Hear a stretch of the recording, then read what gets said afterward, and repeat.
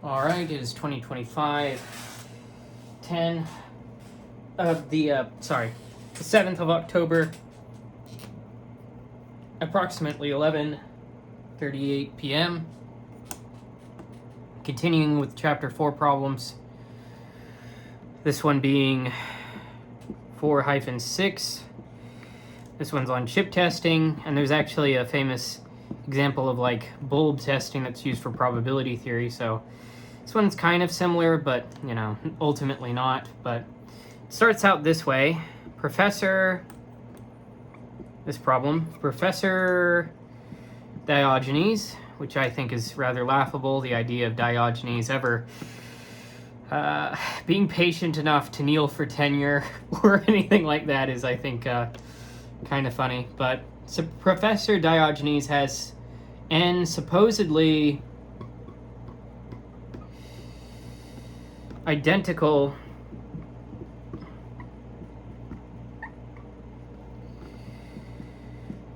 integrated circuit chips that in principle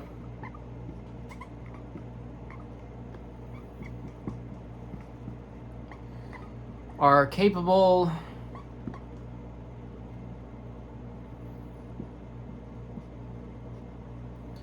of testing each other.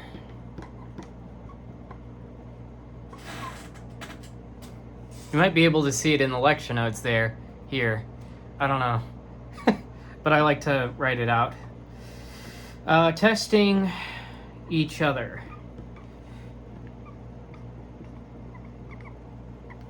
Now, the professor's test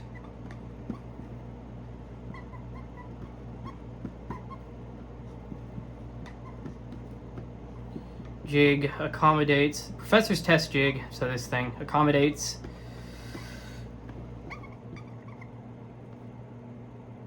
whoops, that's supposed to be 2 M's. 2 chips at a time.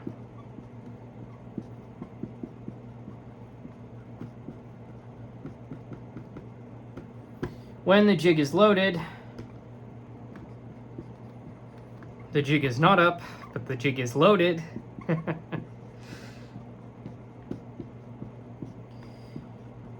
Each chip tests the other and reports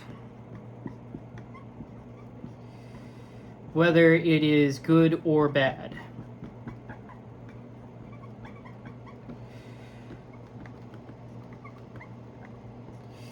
Now, a good chip always reports accurately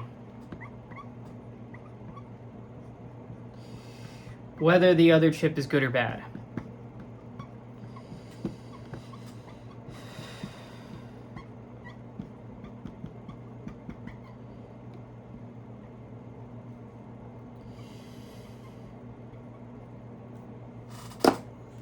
All right.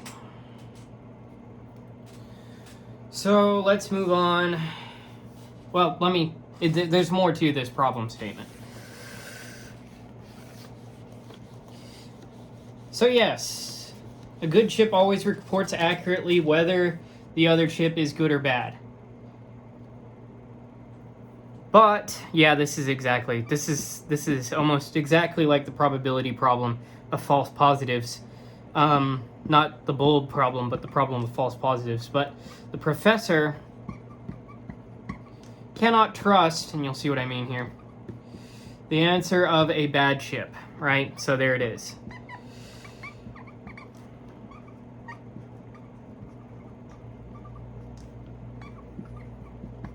So, the 4 possible outcomes. Yeah, this is...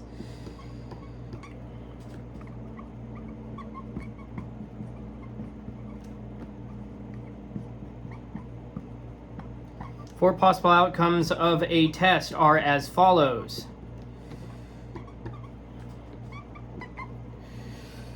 I need more arm space. So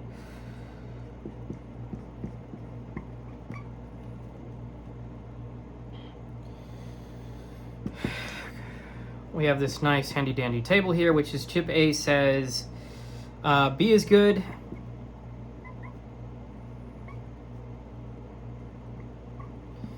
B is good. This is going to look a lot like a truth table, but B is bad. B is bad.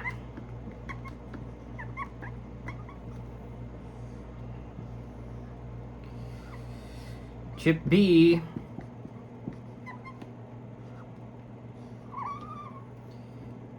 A is good.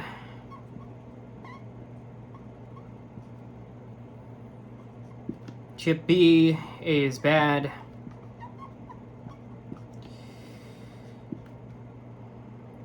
Chip B, A is good. Chip B, A is bad. Conclusion.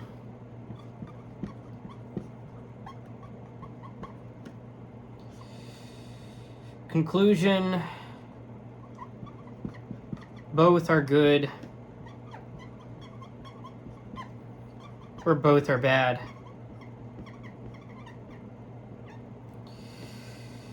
Conclusion, at least one is bad.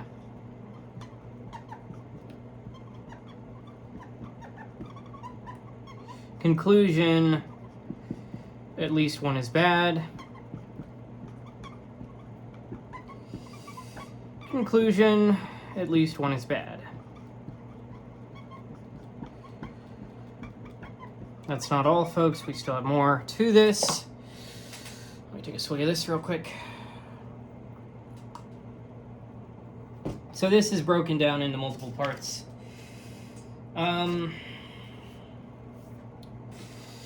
So I'll address it by letters this time. These multiple parts by letters instead of numbers, but I mean, it's only because these things are so long, I guess, if that makes any sense. It kind of doesn't, but for part A, show that if at least n divided by 2 chips are bad,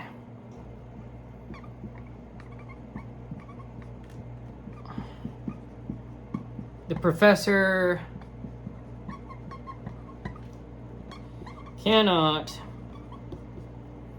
necessarily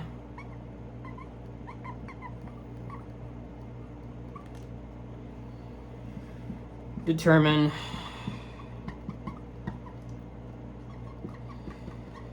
which chips are good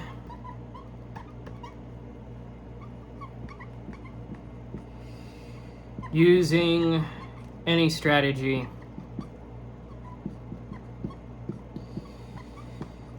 based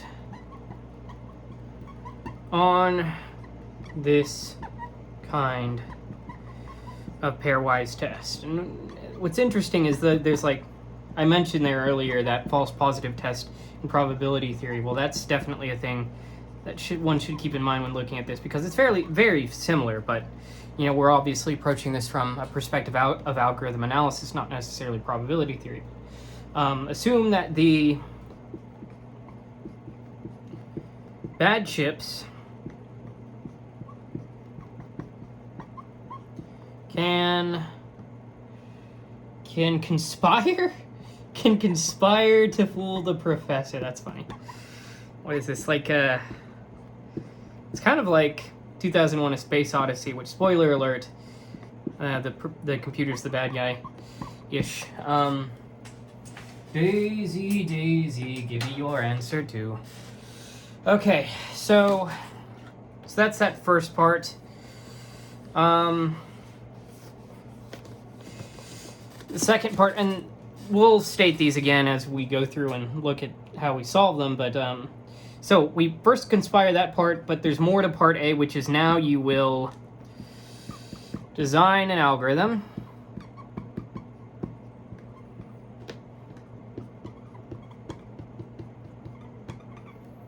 To identify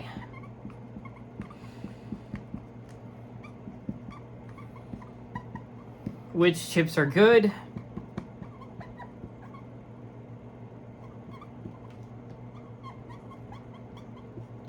and which are bad.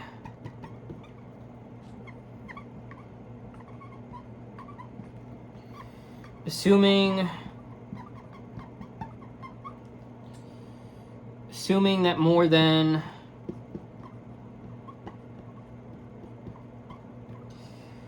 n divided by 2 of the chips are good. Now first,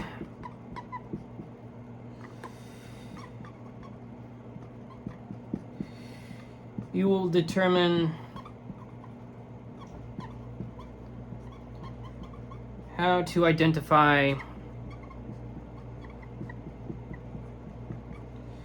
one good chip.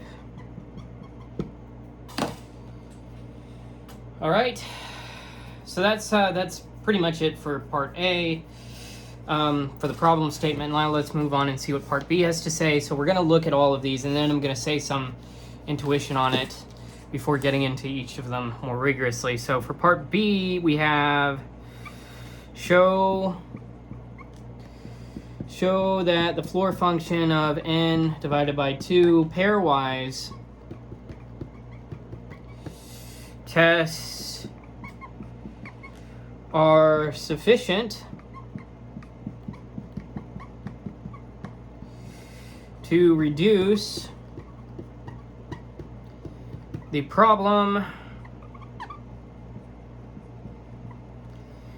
to one of nearly half the size,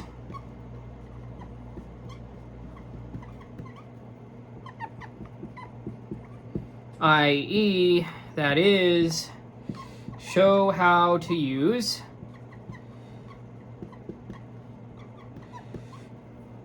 floor function n divided by 2 pairwise tests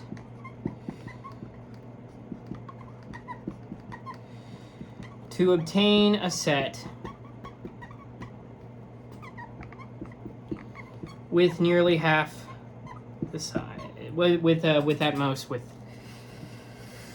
to obtain let me see, to obtain a set with at most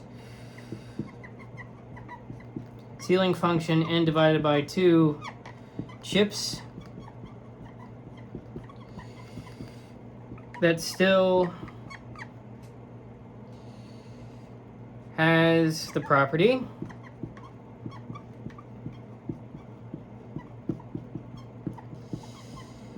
that more than half of the chips are good.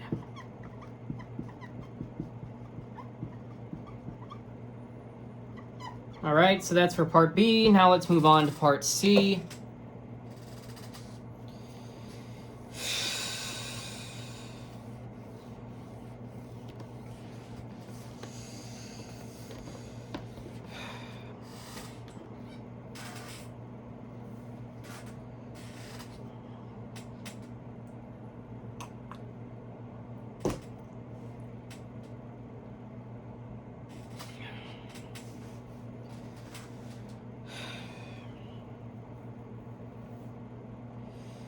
So for part C, we have show how to apply the solution to part B recursively to identify one good chip. Give and solve the recurrence that describes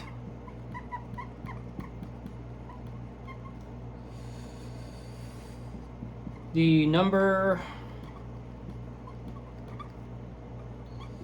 of tests needed to identify one good chip.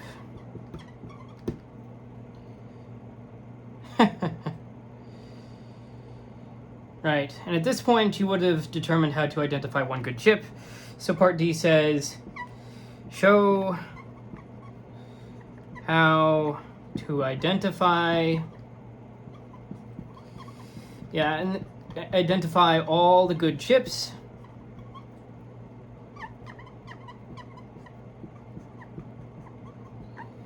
with an additional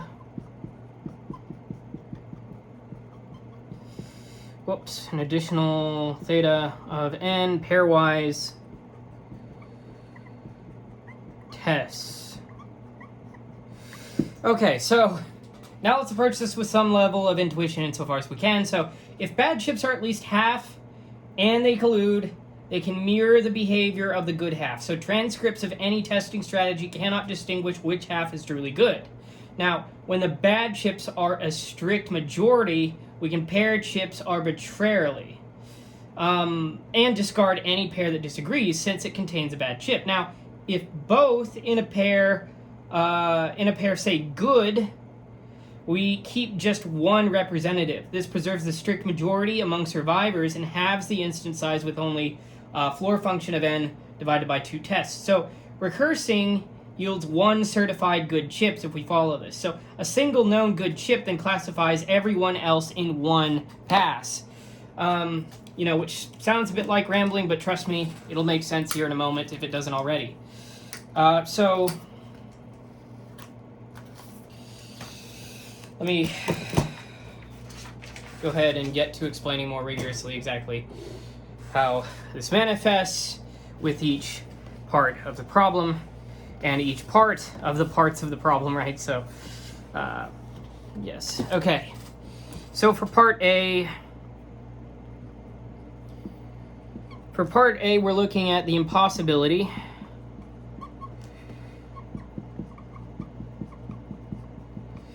at greater than n over 2, greater than or equal to n over 1/2, over 2 bad. So assume n is even and partition the chips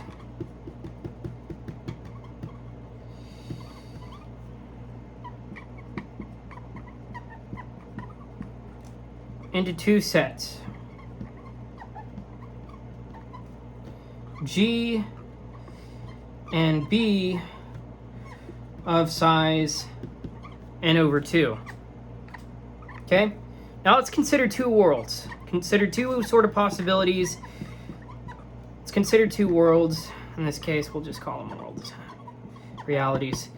So, in this first world, G are good, B are bad. Now, good chips report truthfully.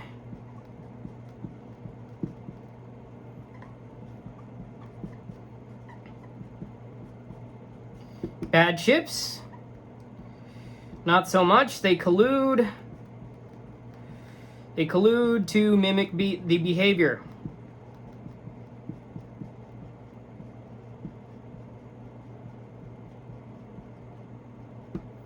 Now, when tested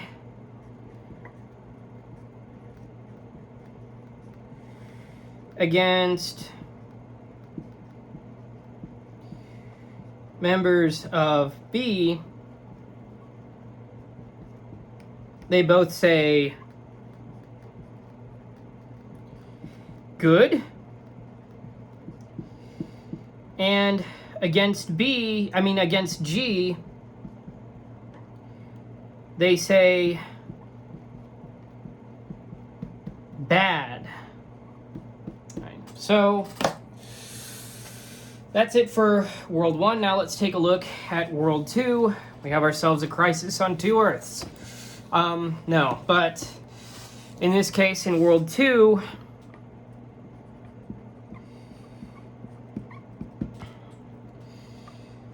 B are good.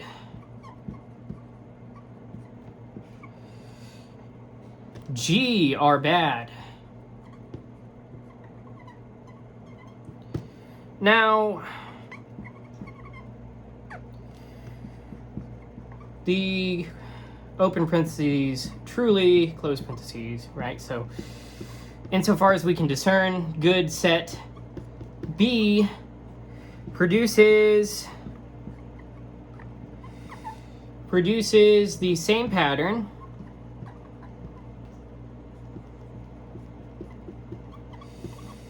of reports, open parentheses, truthful, insofar as we can tell, right, which is why I'm making it parenthetical. So while the bad set G colludes to mirror as above, as mentioned in the previous world.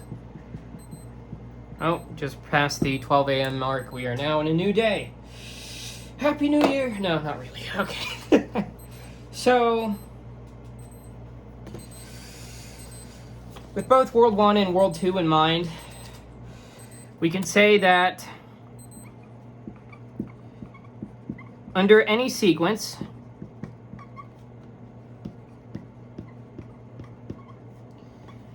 pairwise tests, the multiset of outcomes, that is to say, who accuses whom,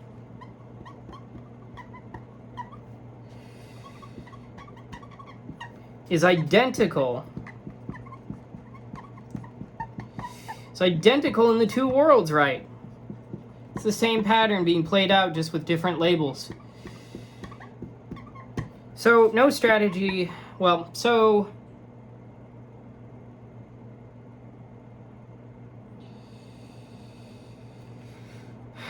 no strategy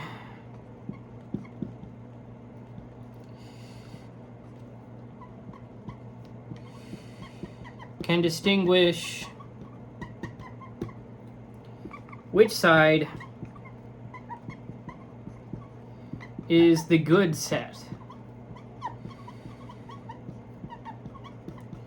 Therefore, with at least n divided by 2 bad chips,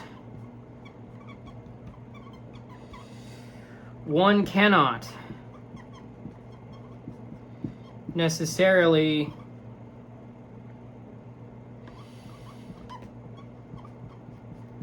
determine the good chips.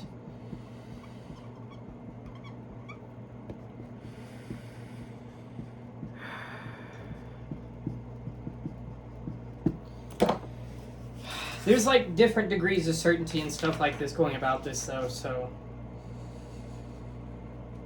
like I don't know. Like no, what I'm saying is like there's different degrees of certainty based on how many of these you have, but that's a thing for probability theory perspective. Right now we're just focusing on the algorithmic analytical perspective. Right, so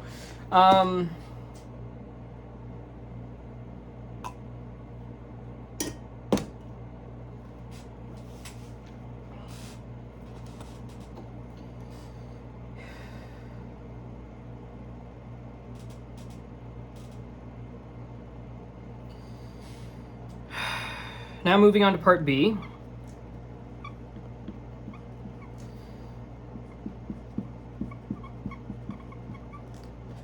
Halving step with floor function n divided by 2 tests.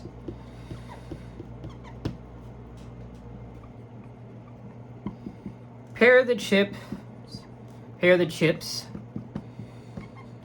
arbitrarily.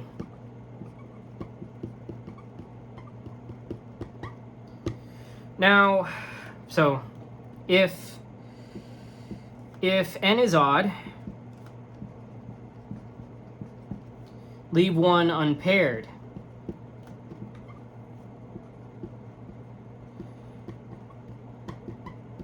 Now, for each pair that we have, being some open parentheses x comma y, close parentheses, one test, we have if either says bad about the other, at least one, yeah, about the other,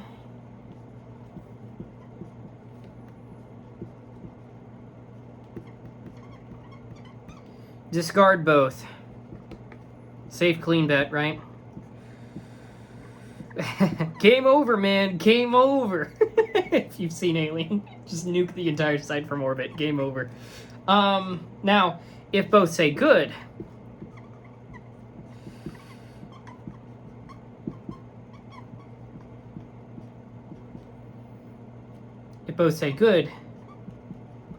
keep one of them.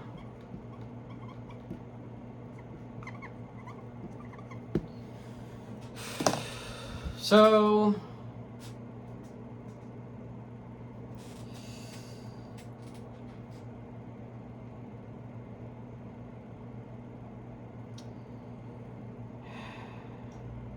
let me discuss this a bit further.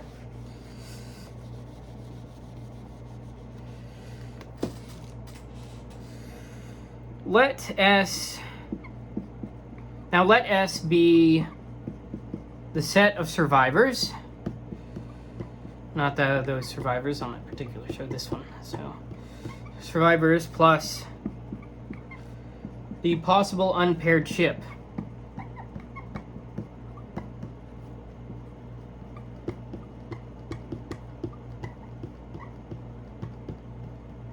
Then what do you have? Well, then, for starters, the absolute value of S is less than or equal to the ceiling function of n divided by 2. That is to say, okay, at least, let me carton this out. That is to say, at least, well, no, at most one survivor per pair.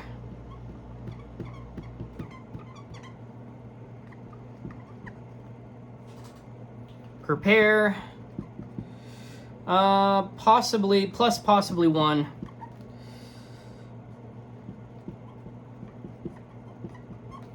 One unpaired. Okay, now if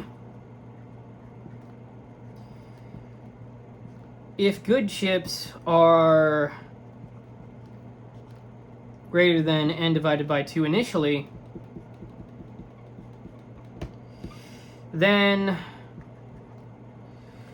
good chips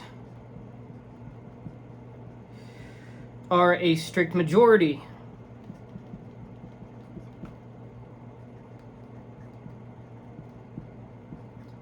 In S. So indeed, any pair containing a bad chip is either discarded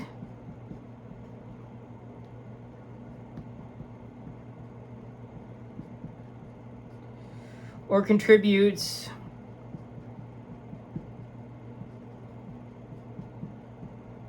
at most one survivor. And there's more to be said on this, but I'm going to have to erase the board here in a second to say it. at least through this method of pedagogy. So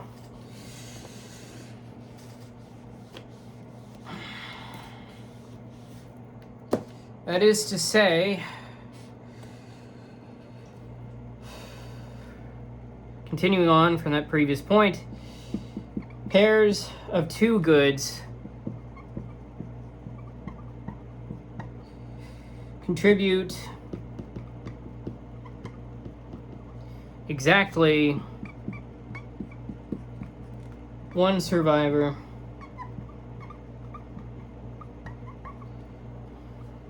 a good.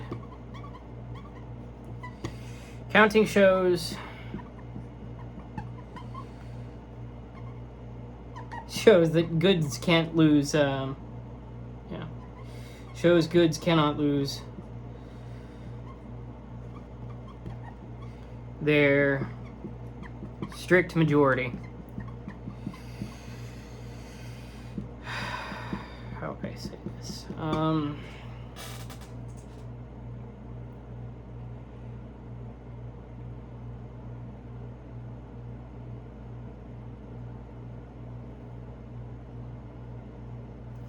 This is an interesting point. This is more of a probability theory point, but the idea that counting shows goods lose their strict majority. There's a lot more to be said on that, but I'll just say it this way. It's like, think of like you have the Senate is split 50-50, like Republicans and Democrats, and it's like, and you weren't able to tell which ones were Republicans and Democrats. You put your hand in the, you say you're God, and you put your hand, you pick out a random pair, and anytime, perhaps the analogy is that I'm going to make here is a bit more complicated than the thing itself, but I think it's like, well,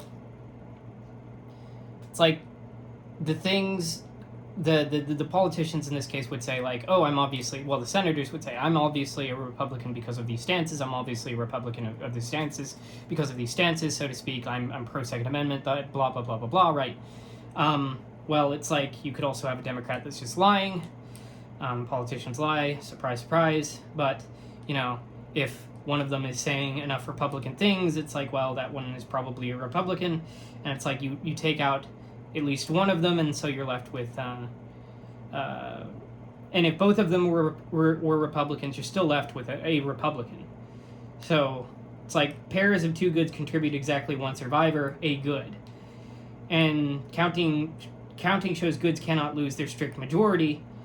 Well, any pair containing a bad chip is either discarded or contributes at most one survivor. So if you have the case in which you have a Democrat sort of pretending to be a Republican and a Republican in one hand, right? So you can get rid of that, but no matter what, if you had that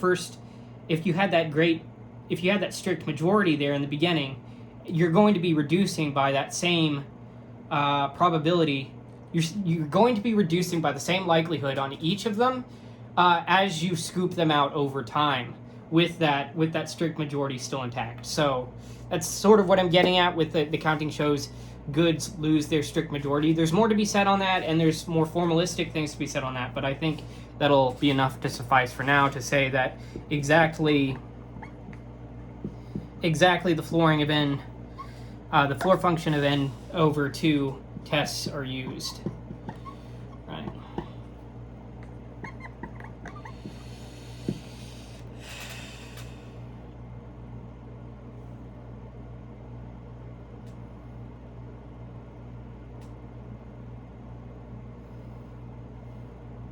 Yeah. And I feel like my reasoning pretty well backs that up, at least for this part. There's more to be said on this, and it could be done more rigorously, but I think that holds up enough for now. Again, if it's not, feel free to correct me. I'm fine with being corrected. So, part C, recursing to find one good chip. And what was part B? It was that, but it was also like, what else? Okay. Show how to use, floor function of n divided by 2 pair test to obtain a set with at most. Yeah, so the ceiling function of n divided by 2 chips that still has the property that more than half of the chips are good. Yeah. Yeah, so we did we did all of it for part B. We showed that floor function n over 2 pairwise tests are sufficient to reduce the problem to one set of nearly half the size. And then we went on to look at that strict majority. It's not a super majority, but no. Okay, so recursing to find, so part C, recursing to find one good chip.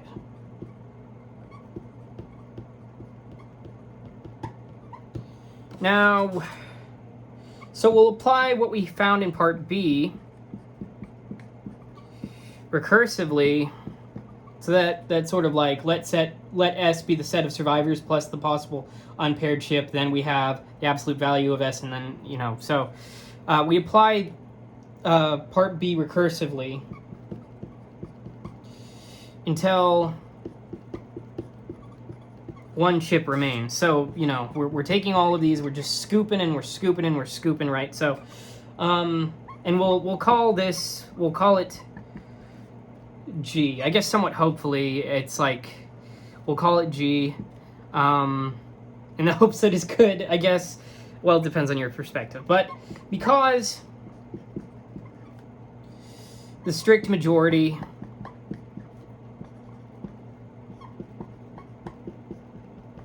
is preserved at every reduction,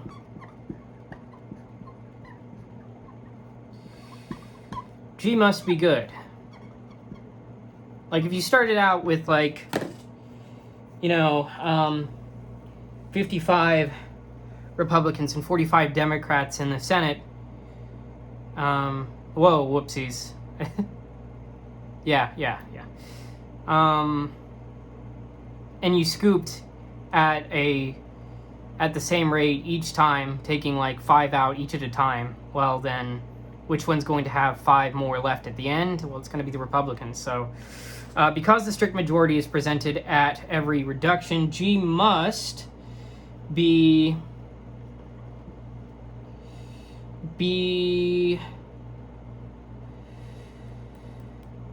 Am I doing this? Okay, am I doing this right? Yeah, I think so. Yeah, must be good. Must be God. Must be good. Now, let's let T of n be the number of tests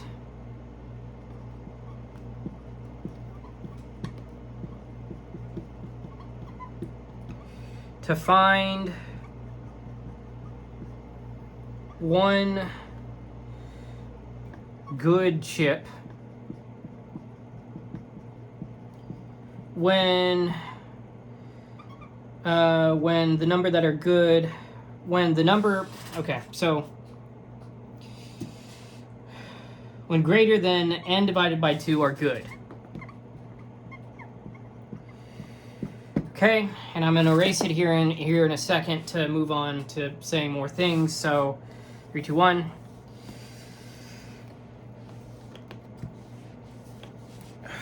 Okay, so from part B,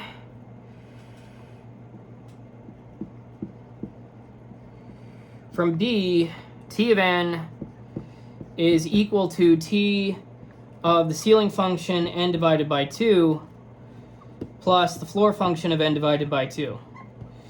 And T of 1 is equal to 0. So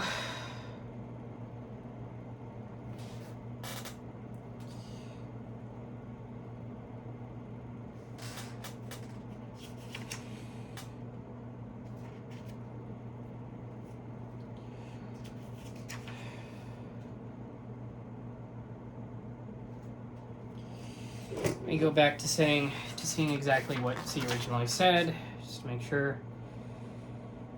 Show how to apply the solution to part B recursively to identify solve the recurrence number diff. Yeah, so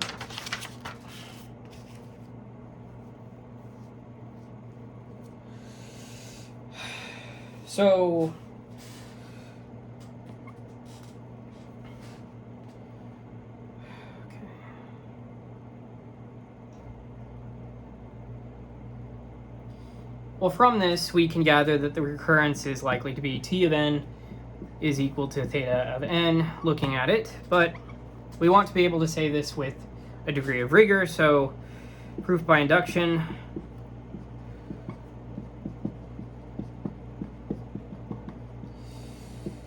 With guess T of n is less than or equal to C times n for C greater than or equal to 1. We have T of n is less than or equal to C times the ceiling function of n divided by 2 plus the floor function of n divided by 2, which is less than or equal to C times n over 2 plus n over 2, which is less than or equal to C of n.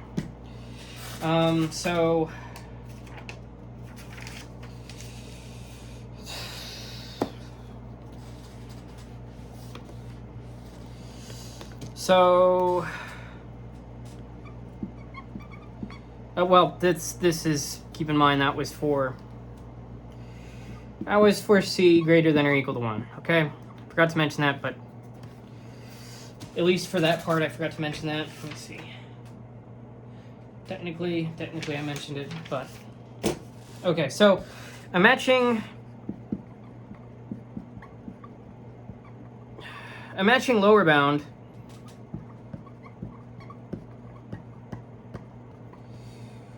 big omega of n follows because we do at least one test per pair across theta of log of n levels summing to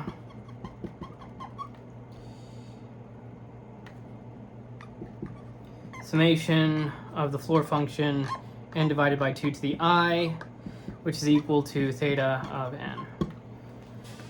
Whew. Okay, now we move on to part D.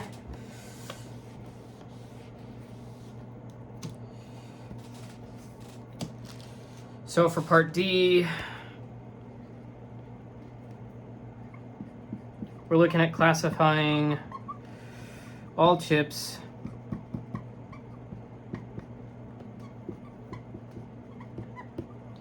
with theta of n more tests. So with a known good chip,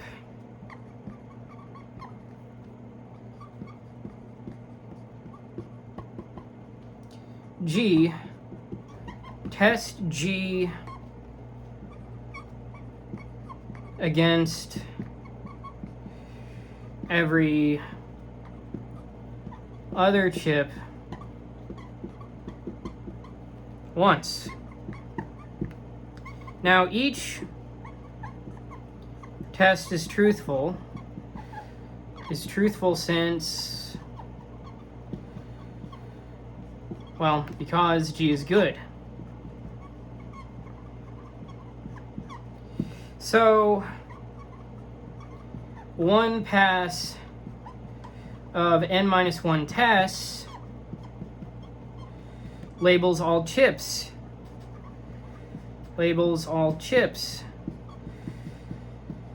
So I erase through the board in 3, 2, 1.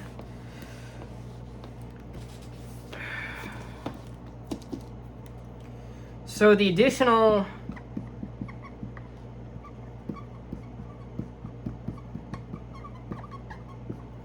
work is theta of n, and the entire algorithm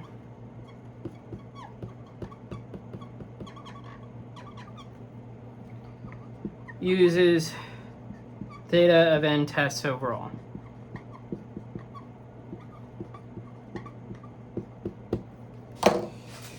The known good chip G, test G against every chip. Well, yeah, so. All right. So that's pretty much it for part D. And we have addressed each part of 4-6, which was a Leviathan-like task, but we've done it.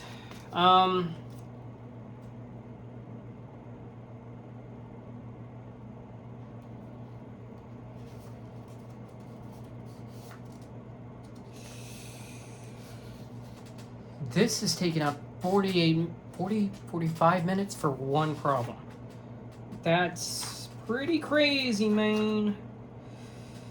What the heck?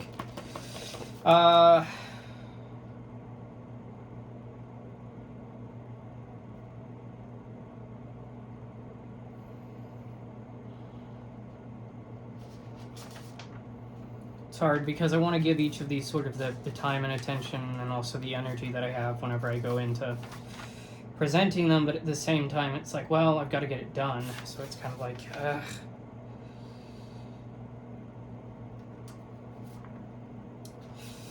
But this next one is long enough to also take up a certain amount of time, so we'll pack it up for now, and then we'll pick up with problem 4-7, which discusses an interesting one, which I really like.